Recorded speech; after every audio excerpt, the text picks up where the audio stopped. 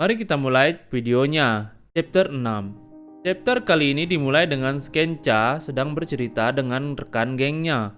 Ia bercerita tentang Soye. Rekannya menyuruh Cha untuk mencium Soye, namun Cha berkata ia akan dipukul oleh Yuri jika berani melakukan hal tersebut. Namun jauh di lubuk hati Cha memiliki siasat jahat terhadap Soye. Di kelas, buku PR Soye hilang. Soye dan Yuri sibuk mencari buku PR-nya karena sebentar lagi akan ada pelajaran matematika. Di lain tempat, Habin dan Namjil dihajar habis oleh geng Kwang. Hari itu, kepala sekolah datang membuat para geng berhenti mengajar mereka. Kembalinya Habin dan Namjil ke kelas, ia ditanyai oleh Soye kenapa muka mereka memar. Alasan mengapa Habin dan Namjil dihajar adalah karena mereka melihat kejadian buku PR matematika Soye dicuri oleh kawanan geng tersebut. Namun mereka tidak bisa melakukan apapun akan hal itu. Di kelas, wali kelas membagikan kuesioner kepada para murid. Kuesioner itu berisi lembar pengaduan pembulian. Jika ada dari mereka yang terbuli oleh seseorang, hendaknya melapor dengan cara tersebut. Namun, tidak ada satupun murid yang mengakui kalau mereka dibuli. Bahkan, Namjil dan Habin tidak berani mengisi lembar tersebut walaupun mereka sering dibuli. Chapter 6 pun berakhir, kita beranjak ke chapter 7. Wali kelas tahu murid dibuli namun ia heran kenapa mereka tidak menuliskan laporan di lembar kuesioner tersebut. Ken berpindah. Yuri berencana mengajak Soye makan gurita, namun Yuri terlebih dahulu harus mempersiapkan peralatan musik karena kelas selanjutnya adalah kelas musik. Pada saat Yuri kembali ke kelas tanpa diikuti Soye, Yuri mendapati beberapa anggota geng berkumpul dan tengah asik melihat gambar Soye yang aduhai. Yuri sontak menanyai mereka apa yang sedang mereka perbincangkan. Yuri dengan penasaran terpaksa merampas handphone salah satu anggota untuk mengetahui apa yang sedang mereka lihat. Setelah mengetahui yang anggota geng lihat adalah foto Soye yang aduhai manisnya, Yuri pun sontak marah. Sebagai bodyguard Soye, Yuri telah merasa gagal. Yuri pun dengan amarah menggebu menghajar mereka semua sampai babak belur. Beberapa anggota mencoba melawan Yuri, namun Yuri masih cukup tangguh dan mampu membabat habis mereka. Mamam tuh foto aduhai. Yuri pun akhirnya tahu sumber masalah dari foto itu adalah si Cha.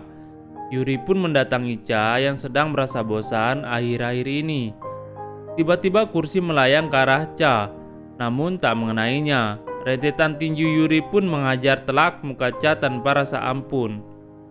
Yuri membombardir pertahanan Cha. Cha mencoba melawan Yuri, namun Yuri sangat gesit. Ia bahkan mampu menumbangkan Cha yang berbadan lebih besar darinya. Serangan penghabisan pun dilakukan Yuri dengan menonjokkan kepala Cha ke bagian lututnya. Cha pun tak berkutik lagi, ia bahkan sampai berdarah-darah akibat serangan bertubi-tubi dari Yuri.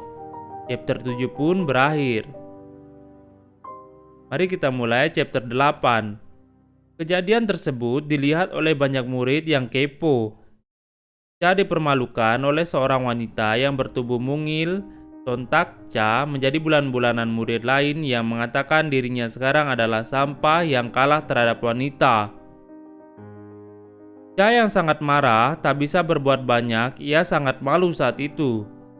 Sedang Yuri sudah meninggalkannya dan melaporkan semuanya kepada wali kelas mereka. Alhasil, Cha diberi hukuman 30 hari disuruh menjadi relawan di lapangan. Dan dilarang datang ke sekolah kecuali hanya untuk ujian dan menulis 10 lembar bolak-balik penyesalan terhadap tingkah lakunya. Yuri, Soye, Namjil, dan Habin setelah kejadian itu menjadi lebih akrab dan makan bersama. Pada saat makan bersama, timbullah benih-benih cinta. Ye. Ya elah laki-laki emang ya, nggak bisa lihat yang bening-bening. Pada saat itu juga, Habin sangat berterima kasih kepada Yuri, Soye, dan Namjil. Habin merasa tak pantas berada di antara mereka. Secara, ia hanya orang cupu yang selalu ditindas dan merasa tak pantas berteman dengan mereka semua. Habin pun menangis atas kebaikan Yuri, Soye, dan Namjil. Sontak, Soye pun ikut menangis terharu. Dalam sebulan, mereka selalu dikawal oleh polisi agar tak diincar oleh kawanan Kwang. Namun, kawalan polisi tidak serta-merta membuat mereka bisa lolos seutuhnya. Ada saat-saat di mana mereka tidak dijaga oleh polisi. Di salah satu sore menjelang malam sepulang sekolah, di saat mereka tidak dikawal oleh polisi, kawanan Kwang dan Cha tiba-tiba datang. Chapter 8 pun berakhir.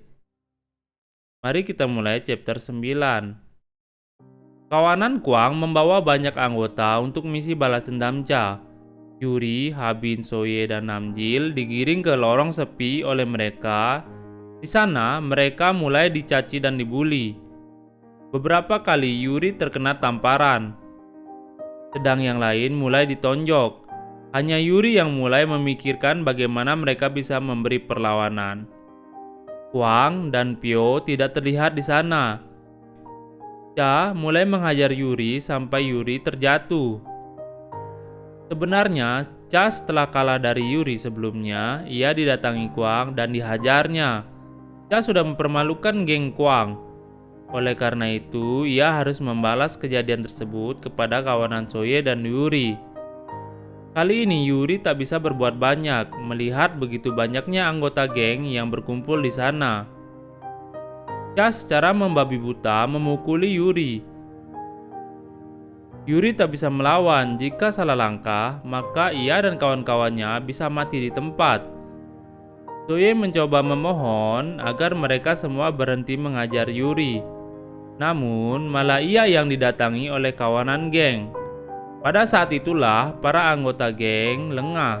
Yuri mengambil pipa bekas konstruksi, lalu mulai memberi perlawanan terhadap geng tersebut. Yuri mencoba memberikan celah kepada rekannya untuk kabur sedang dia melawan mereka. Akan tetapi, aksi perlawanan Yuri harus terhenti saat bom Ho datang. Ayunan pipa Yuri dengan mudah dihentikan oleh bom Ho. Yuri pun terkena bogem mentah. Lalu, dengan beramai-ramai, anggota geng serentak mengajar Yuri, Soye, Namjil, dan Habin. Mereka tak bisa memberi perlawanan. Mereka dihajar sepihak oleh anggota geng. Saat menghajar Soye, nafsu bejat para anggota geng memuncak dan bermaksud menggengbeng Soye pada saat itu juga. Soye dicengkeram mulutnya, dipegangi tangannya. Ia tak bisa melawan, sedang Namjil yang melihat kejadian tersebut tak bisa berbuat apa. Jantungnya sedang sakit saat itu. Ia juga sudah berdarah-darah. Jadi, Namjil saat itu belum mendapatkan transplantasi jantung yang hebat. Namjil memohon agar para bejat itu berhenti. Lalu, Namjil pingsan. Chapter 9 pun berakhir. Apakah Soye bakalan digembeng? Tunggu kelanjutan ceritanya. Sampai jumpa. Jangan lupa like, comment, subscribe ya. Bye-bye.